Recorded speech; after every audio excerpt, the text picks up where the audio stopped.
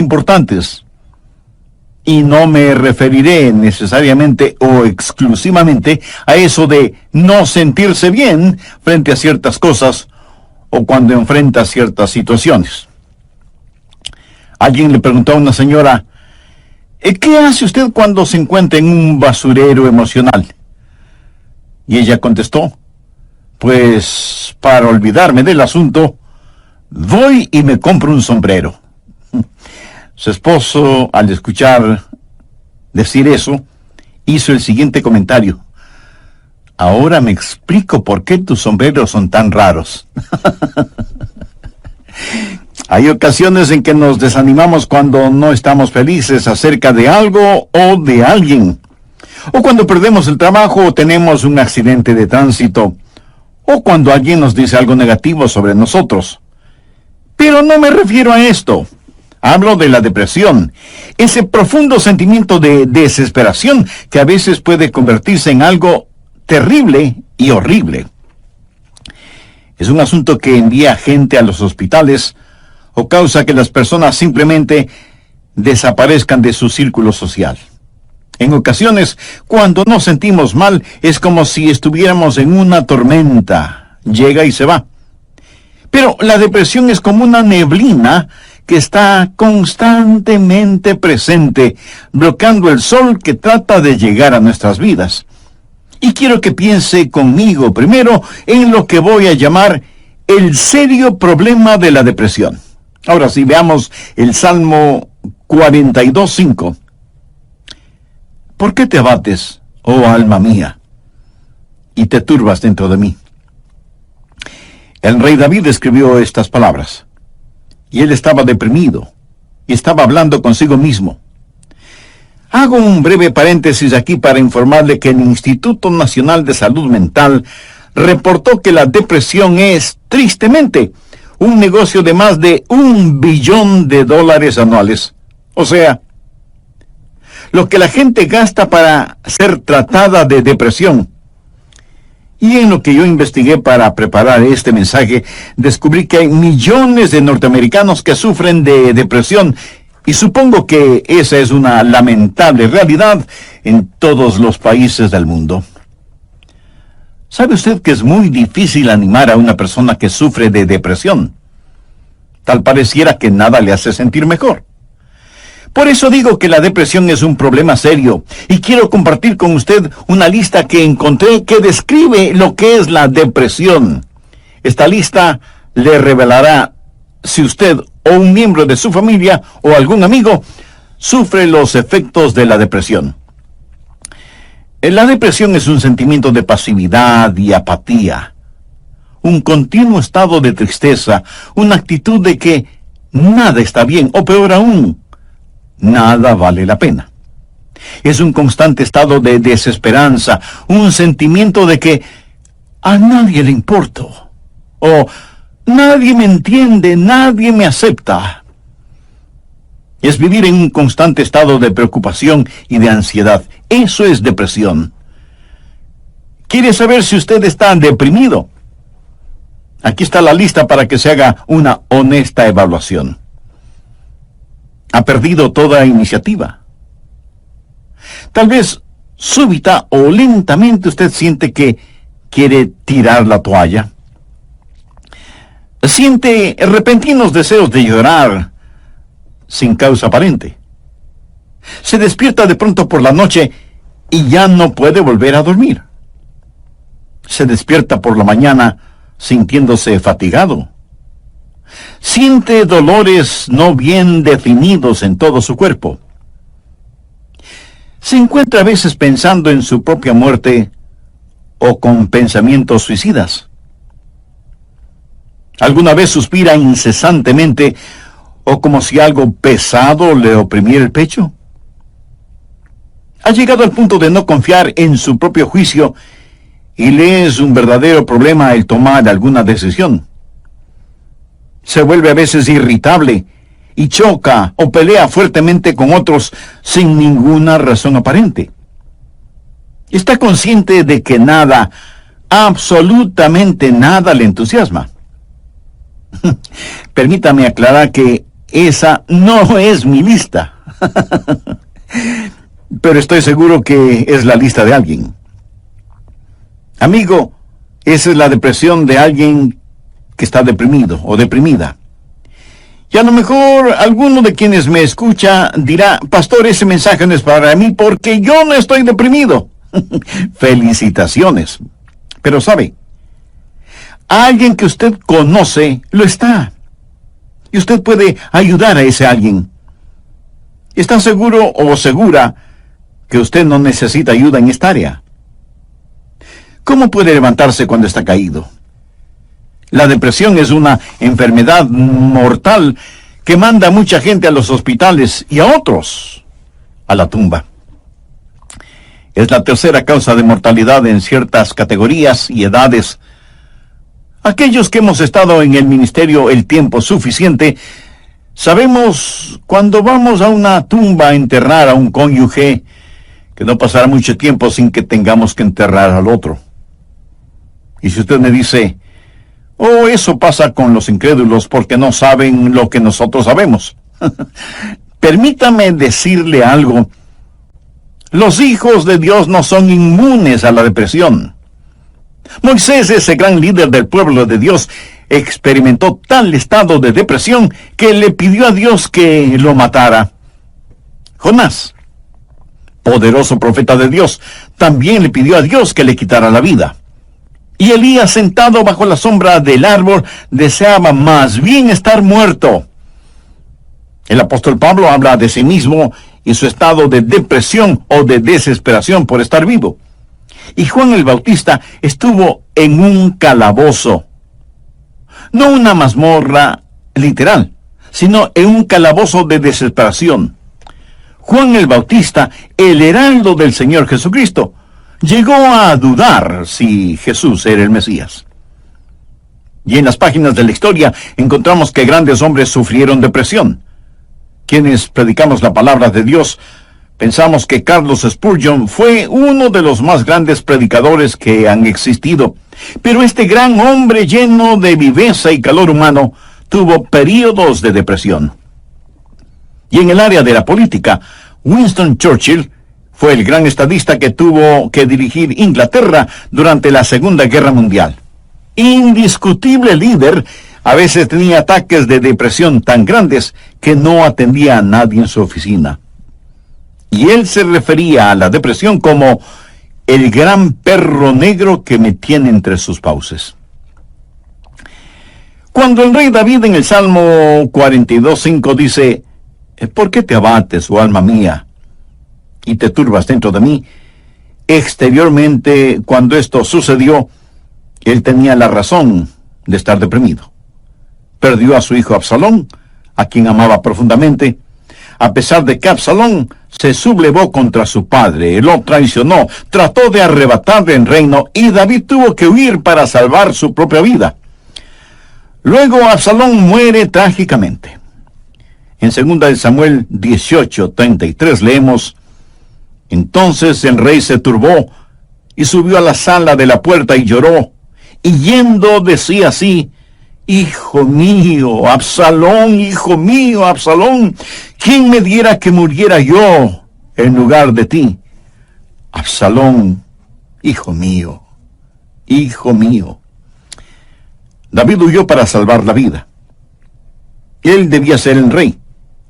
Pero perdió su fortuna, perdió su hogar, perdió su poder, perdió todo respaldo financiero. Y como si todo esto fuera poco, David pecó contra Dios. Cometió un horrible, terrible pecado que le costó la vida a su tierno hijo. Y luego su hija fue violada por su propio hermano y tuvo una esposa que fue asaltada sexualmente. Y ahora su hijo rebelde, Absalón, había encontrado la muerte en forma trágica. La nación sobre la cual David se suponía que era rey estaba en turbulencia. Así que exteriormente David tenía toda la razón para estar deprimido. Las cosas no podían estar peor que lo que estaban. ¿Por qué te abates, oh alma mía, y te turbas dentro de mí? Este salmo es un caso clínico de depresión. En primer lugar, David tuvo lo que yo llamo sequedad espiritual. Miremos, por favor, los primeros 2 versos de este Salmo 42. Como el ciervo brama por las corrientes de las aguas, así clama por ti, oh Dios, el alma mía. Mi alma tiene sed de Dios, del Dios vivo.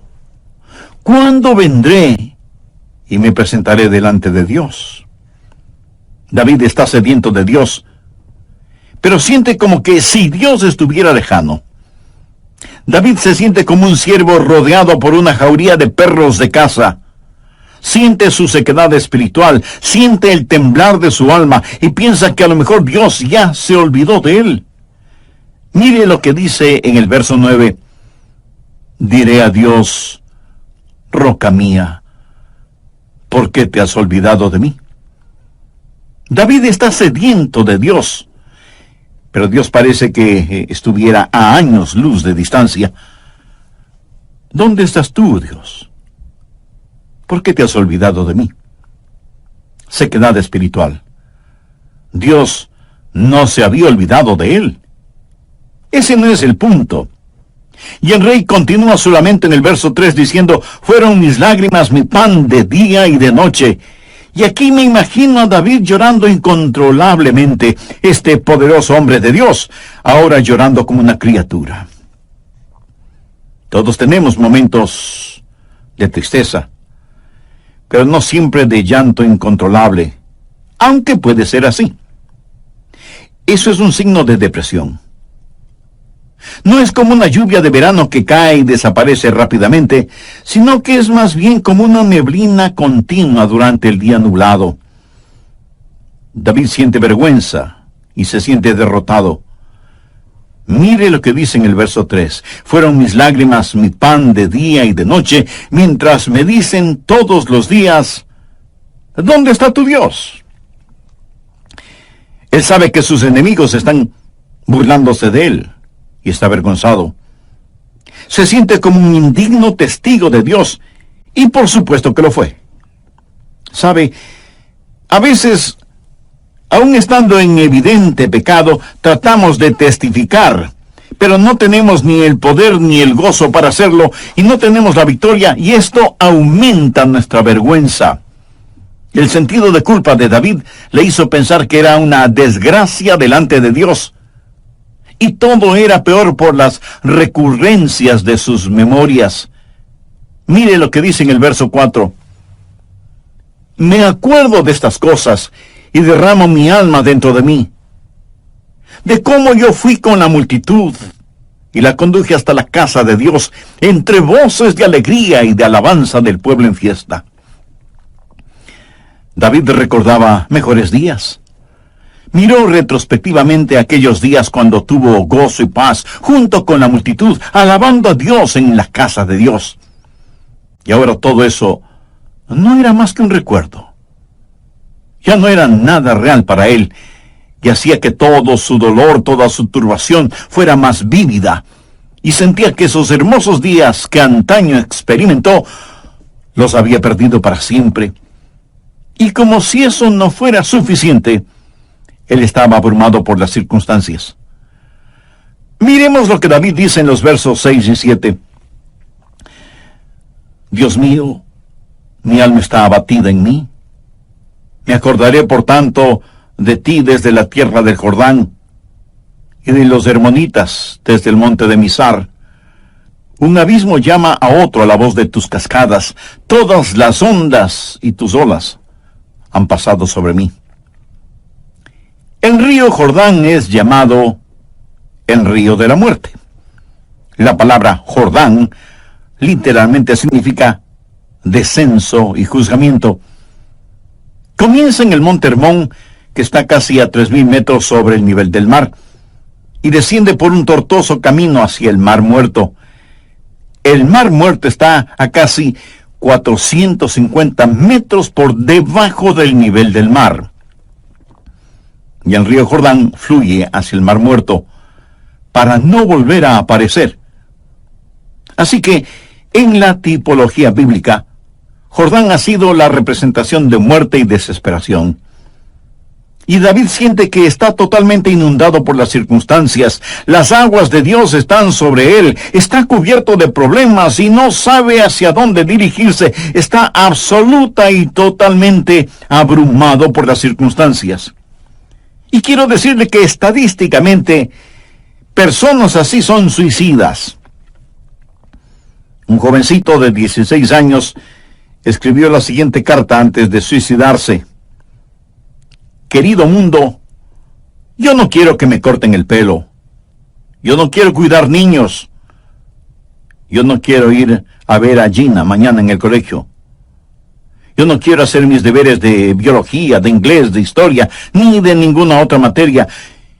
Yo ya no quiero estar triste o solo o deprimido.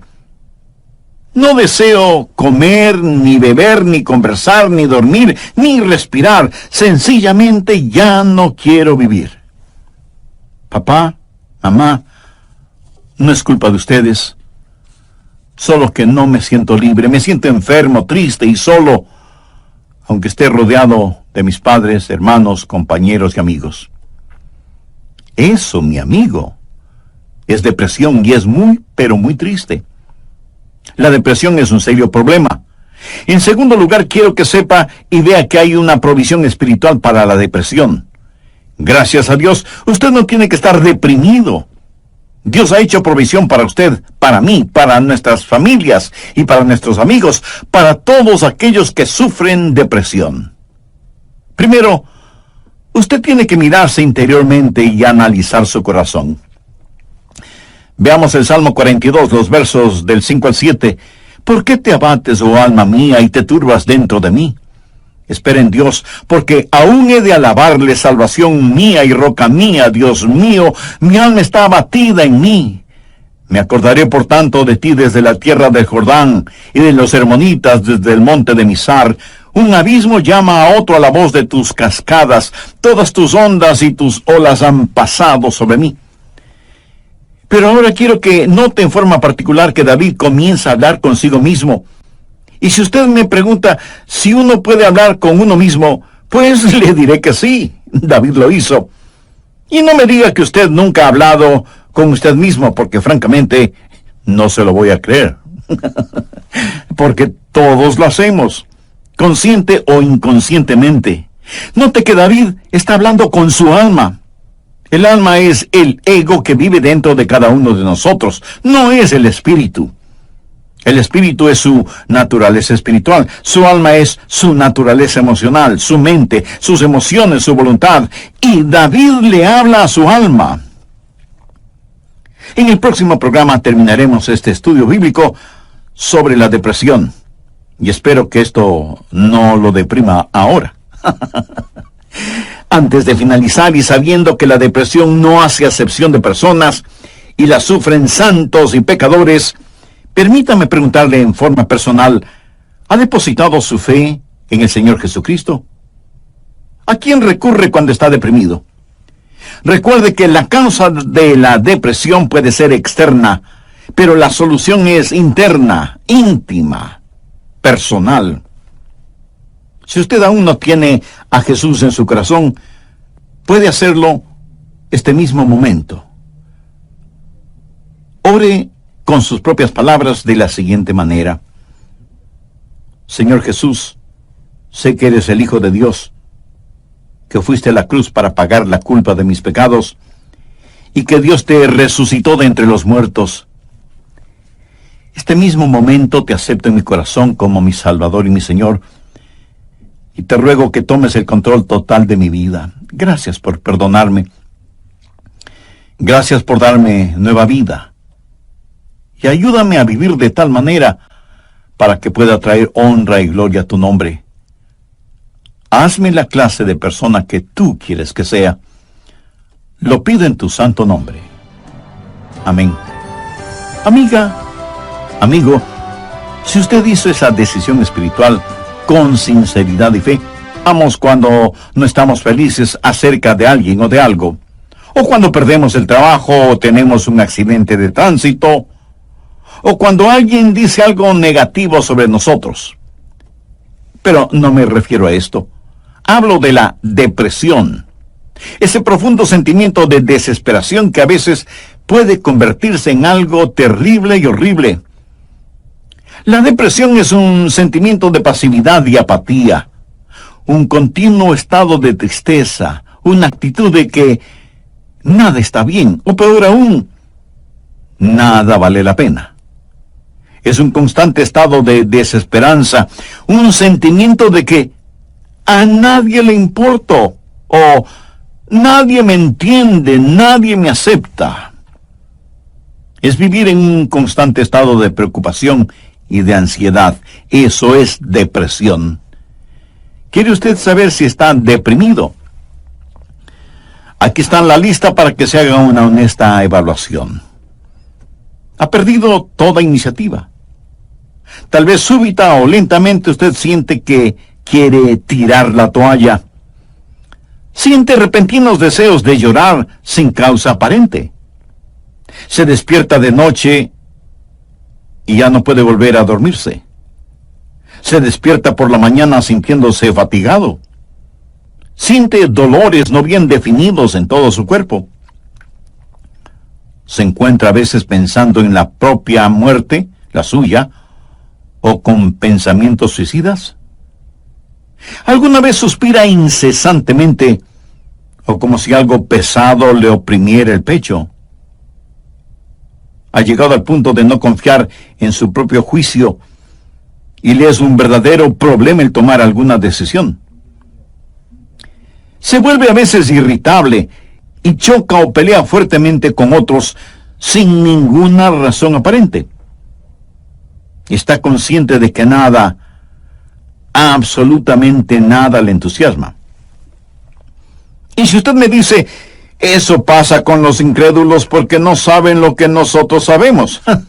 Permítame decirle algo, los hijos de Dios no son inmunes a la depresión. Moisés, ese gran líder del pueblo de Dios, experimentó tal estado de depresión que él le pidió a Dios que lo matara. Jonás, poderoso profeta de Dios, también le pidió a Dios que le quitara la vida. Y Elías, sentado bajo la sombra de un árbol, deseaba más bien estar muerto. El apóstol Pablo habla de sí mismo y su estado de depresión o de desesperación por estar vivo. Y Juan el Bautista estuvo en un calabozo, no una mazmorra literal, sino en un calabozo de desesperación. Juan el Bautista, el heraldo del Señor Jesucristo, llegó a dudar si Jesús era el Mesías. Y en las páginas de la historia encontramos que grandes hombres sufrieron depresión. Quienes predicamos la palabra de Dios, pensamos que Carlos Spurgeon fue uno de los más grandes predicadores que ha existido. Pero este gran hombre lleno de viveza y de calor humano tuvo períodos de depresión. Y en el área de la política, Winston Churchill fue el gran estadista que tuvo que dirigir Inglaterra durante la Segunda Guerra Mundial. Indiscutible líder. A veces tenía ataques de depresión tan grandes que no atendía a nadie en su oficina. Y él se refería a la depresión como el gran perro negro que me tiene entre sus fauces. La nación sobre la cual David se suponía que era rey estaba en turbulencia. Así que exteriormente David tenía toda la razón para estar deprimido. Las cosas no podían estar peor de lo que estaban. ¿Por qué te abates, oh alma mía, y te turbas dentro de mí? Este salmo es un caso clínico de depresión. En primer lugar, David tuvo lo que yo llamo sequedad espiritual. Miremos, por favor, los primeros 2 versos de este Salmo 42. Como el ciervo brama por las corrientes de las aguas, así clama por ti, oh Dios, el alma mía. Mi alma tiene sed de Dios, del Dios vivo. ¿Cuándo vendré y me presentaré delante de Dios? David está sediento de Dios, pero siente como que si Dios estuviera lejano. David se siente como un ciervo rodeado por una jauría de perros de caza, siente su sequedad espiritual, siente el temblar de su alma y piensa que a lo mejor Dios ya se ha olvidado de él. Mire lo que dice en el verso 9, diré a Dios, roca mía, ¿por qué te has olvidado de mí? David está sediento de Dios, pero Dios parece que estuviera a años luz de distancia. ¿Dónde estás tú, oh Dios?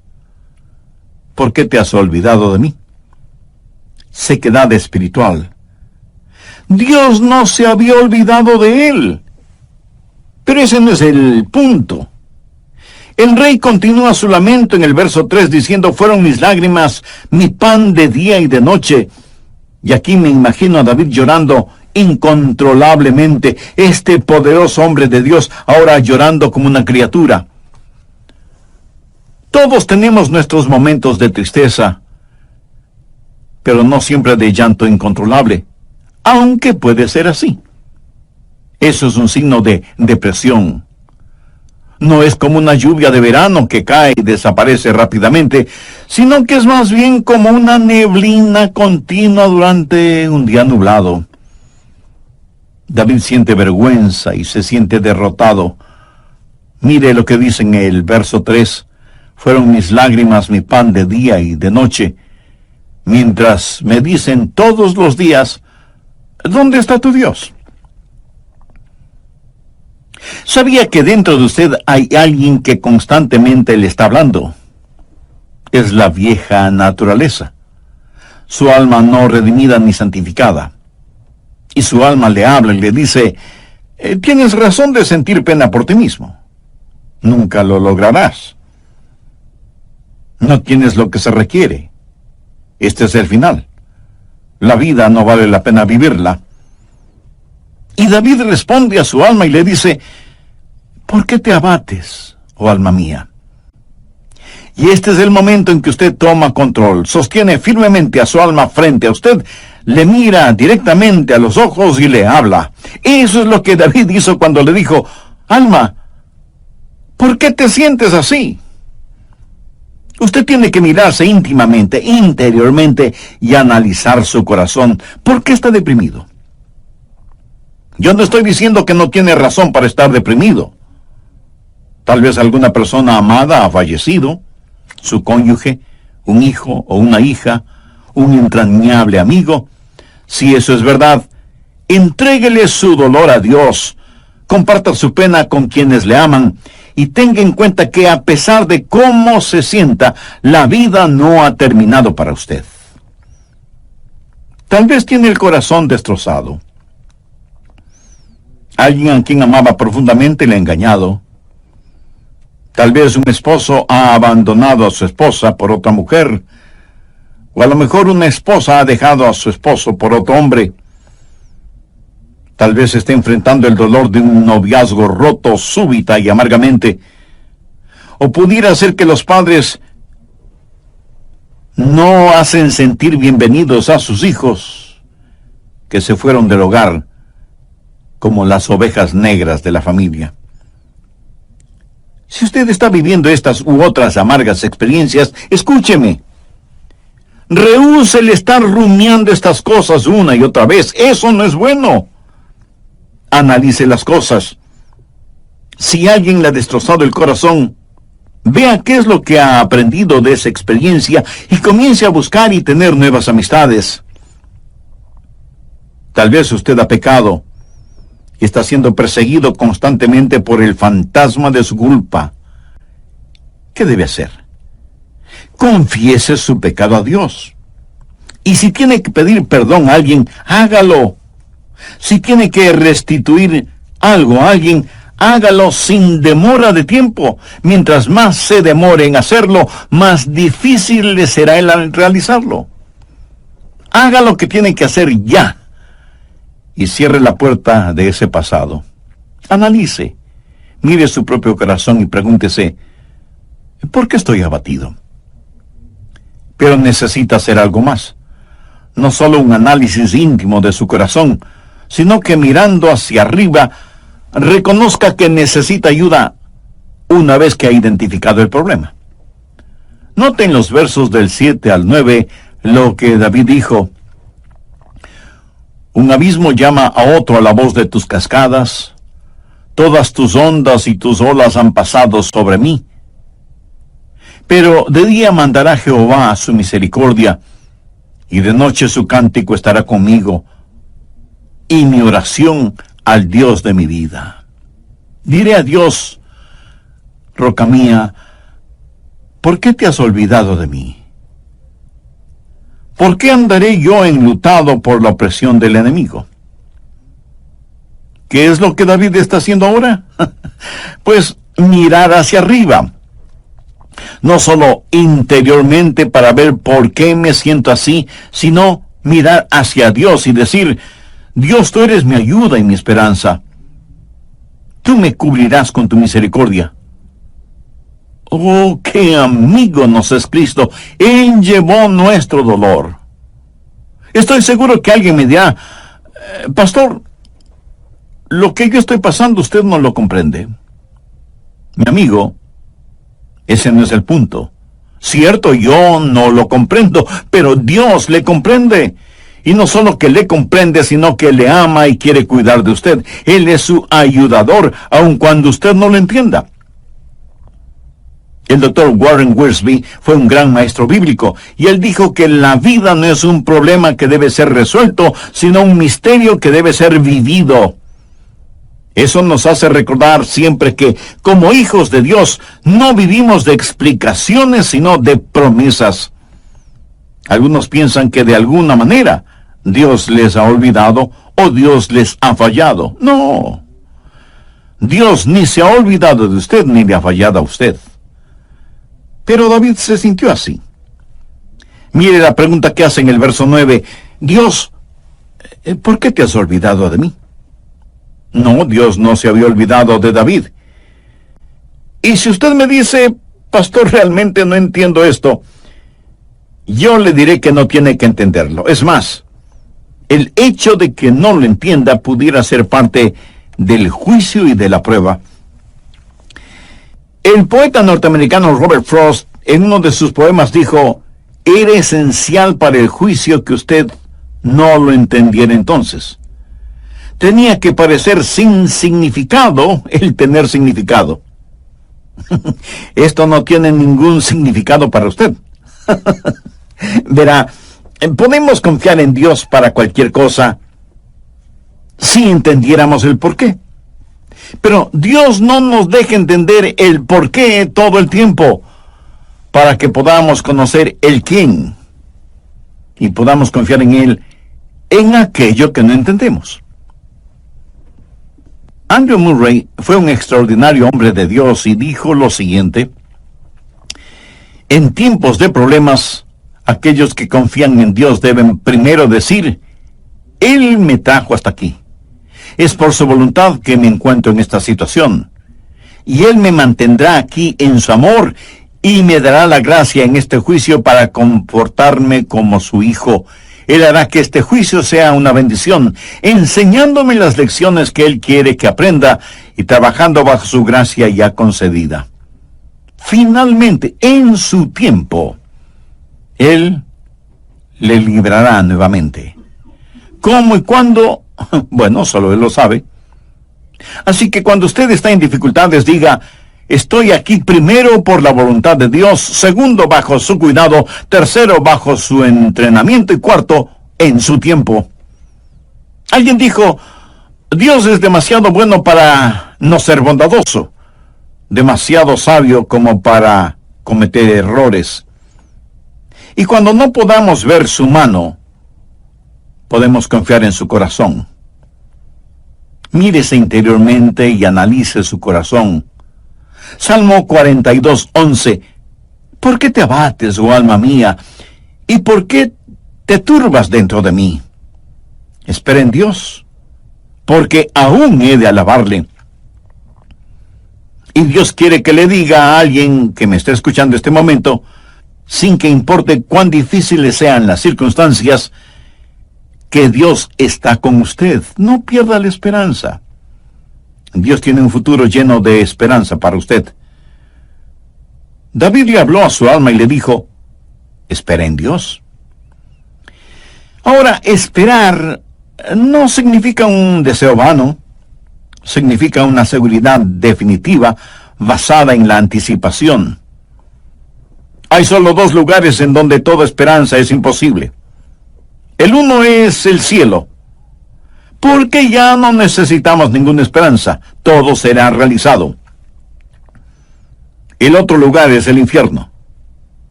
Si usted muere sin ser salvo, se irá al infierno y quedará fuera de toda esperanza. Pero la esperanza siempre es posible.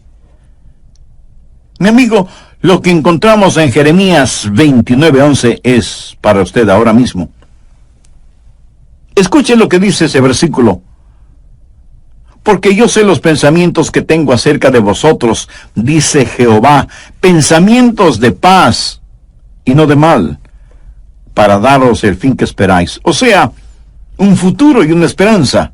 No permita que Satanás apague la vela de la esperanza. Usted necesita mirarse interiormente y analizar su corazón. Necesita mirar hacia Dios y saber que habrá ayuda. Necesita mirar al frente y darse cuenta que hay esperanza.